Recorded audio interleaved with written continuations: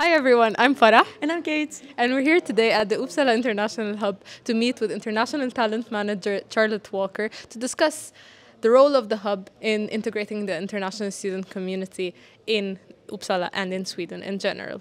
Yes, and if you're wondering where we are in this beautiful hall, we are now in the City Hall, so come join us.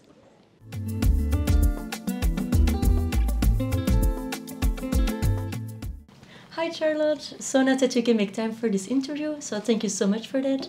And maybe it's nice if you introduce yourself a little bit so that everybody knows who you are and what your job is. Sure. So I'm Charlotte Walker and I work as the International Talent Manager at Uppsala International Hub. I've been working here now for 3 years and I really love the role that I have. What is the International Hub actually that you're working for? Sure. So Uppsala International Hub is an organisation that works to try and help internationals when they move from other countries to Sweden.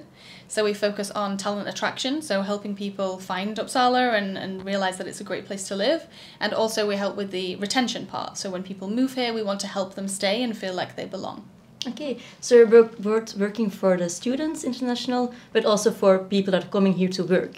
Exactly, we have a really broad range of target audience and includes all internationals who are have a high educational background, so those who have come for their studies and also those who have moved for work. Okay. We're talking before, there's a huge support system for international students in Uppsala, so we were wondering what niche is the International Hub trying to fill vis-a-vis all the other organizations. So what would you describe as like the gap that the International Hub trying to fill? Sure. So I think, as you say, there are great other organisations working with internationals and we're really happy to be a part of that community. But one of the things that I say that we focused on at the beginning was actually spouse support. So for those who have come to study like their international master's programme, they brought their partner with them and their partner is of course at home, they don't have any studies, they don't have employment and maybe they haven't had the chance to socialise and meet people. So we actually started Uppsala International Hub with quite a focus on that group of people, helping connect them socially. So we have lots of different social activities that you've maybe seen in our calendar. We also have employment support, different monthly workshops to help people improve their application materials and feel like they can understand the Swedish labour market. And then we also offer informational sessions as well, so understanding like Swedish bureaucracy, personal numbers and other challenging things that people face when they move to Sweden.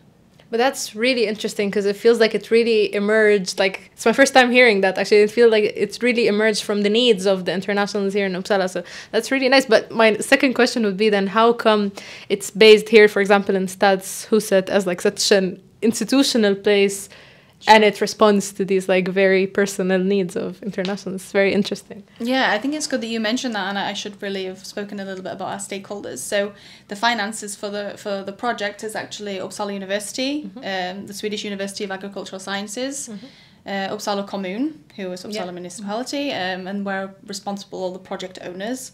And then also the region of Uppsala, so not just Uppsala city, but other regions as well. Other municipalities, I should say, and then Uppsala Chamber of Commerce as well. So it's actually a group of different organisations that came together, both from academia and also business and community, because they all realise they have different needs to support internationals. Of course, with the international students, the universities both have a need there, but they also have international researchers who are coming from different countries as well for work reasons. So there's quite a broad need, I would say, for supporting internationals, both students and also people who are employed. Yeah, it's really useful, especially with all the paperwork, because I feel like every international student knows Sweden can be really nice, but in papers and bureaucracy, everyone is struggling. So that's really nice that you're like helping them out. But is it then more for the people, like the spouses only, or is it just for example, the students that came first to here and then want to work in Sweden as well? Do you also help them in the transition, or is that another organization that they need to go to then? Sure, it's good that you clarified that. So when we first started, we were focusing on spouses, but then we broadened and realised actually there's a much bigger need for people, different types of internationals who have moved here for different reasons. So we do have, most of our services are relevant for every international, including international students. So we have lots of people join, for instance, our social activities. It's a real big mix of people with different backgrounds coming together to try and find their place and their community in Uppsala. But for example, some activities like the Light Festival, are they also allowed to bring their children with them, or is this really more focused on the adults? I think we also do offer a lot of support for families because we realise that people don't always come here alone. They often come with a child. So in terms of support for people with families, we have different sessions with the schools here so they can understand the Swedish school systems. And we also want them to have the opportunity to do activities with their children. So we do things like ice skating and things like that. And of course, anyone can join. You can join if you're a student, if you've come here alone, you're employed, or if you have a family. So everyone's welcome. Okay, and that's really nice to hear that literally everyone can. So yes. That's really nice. Yeah. We're really fortunate with the stakeholders that they have provided the financing because, of course, that enables everybody to be able to join. Yeah, that's really nice. Yeah. But then my question now would be like, how easy actually is it to like cater to all these different types of groups? So do you think there is like an ice that needs to be broken at the beginning of all these events, or does it flow smoothly because everyone connects with the international experience?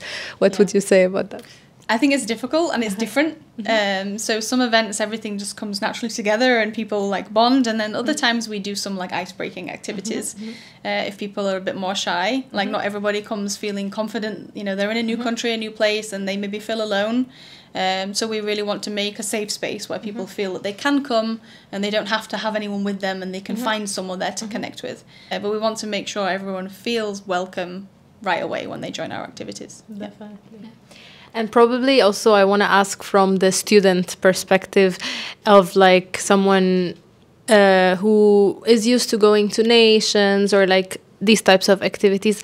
What would you say is the experiences of the students that do come to these events? I can say we have many people who are repeat, like participants who come to one event or maybe a type of event. Like if we have coffee mornings, they always come to the coffee mornings because they really like them.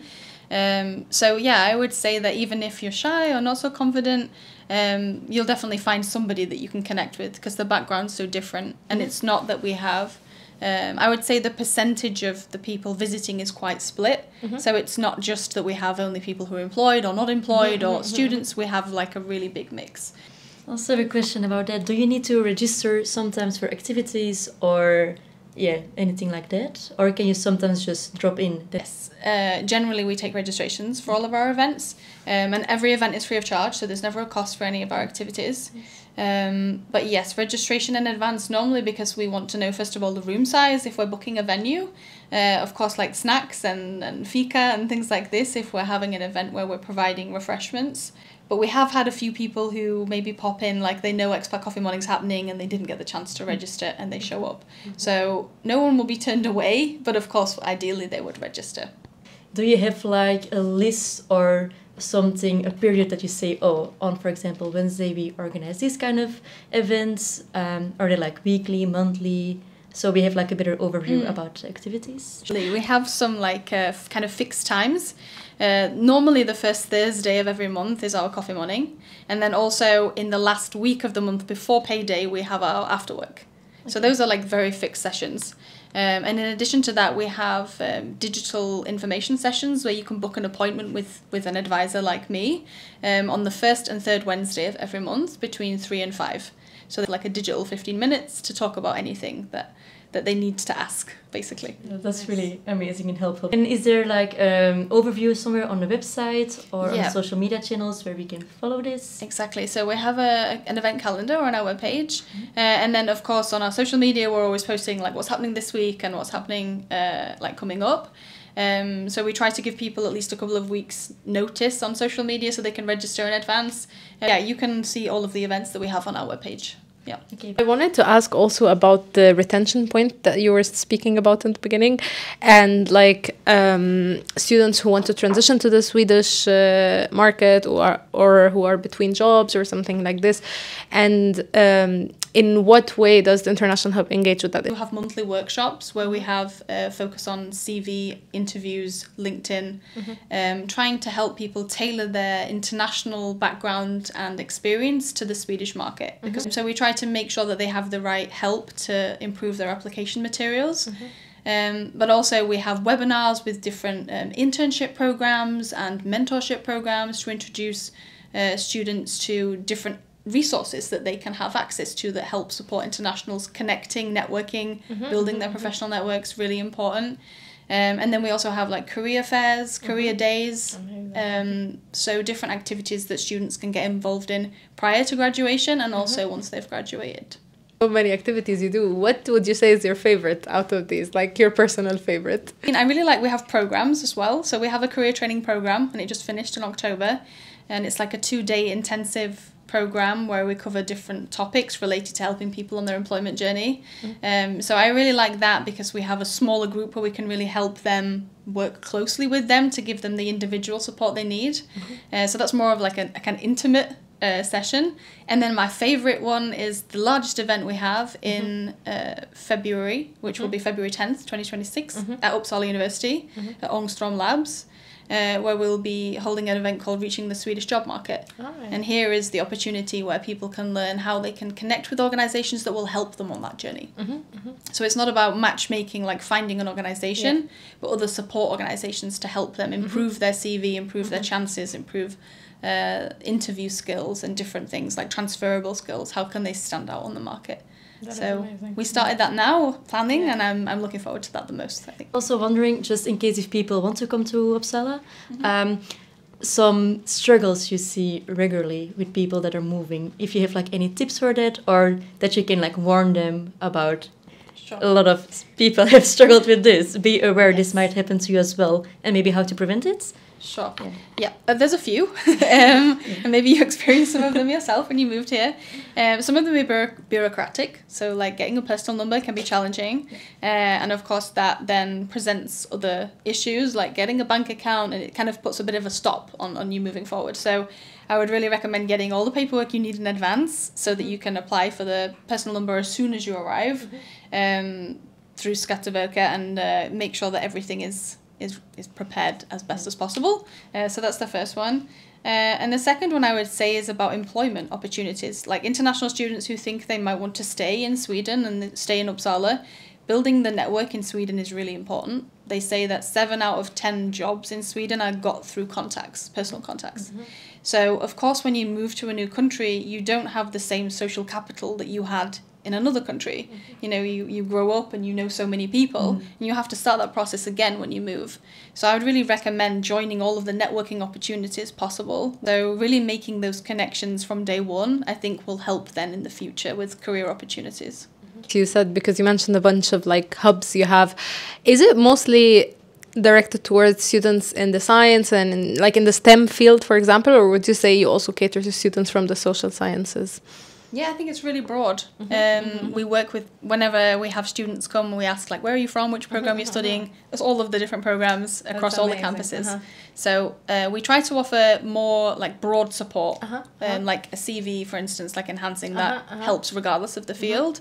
Of course, there are some specific things that people need to focus on in certain fields, but in general, our advice and support is generic. Yeah, it's amazing. Just wondering, what are your favorite activities or events here in Uppsala, and what would you really recommend to international people to join? Like, yes, I think different seasons bring different things. This is coming up, like Lights, Uppsala Light Festival, and I think that's a really nice thing to be able to go and see. That's really nice. And then also Valborg in April time, like to be able to have the fun and the festival and watch people go down the river, like it's quite unique.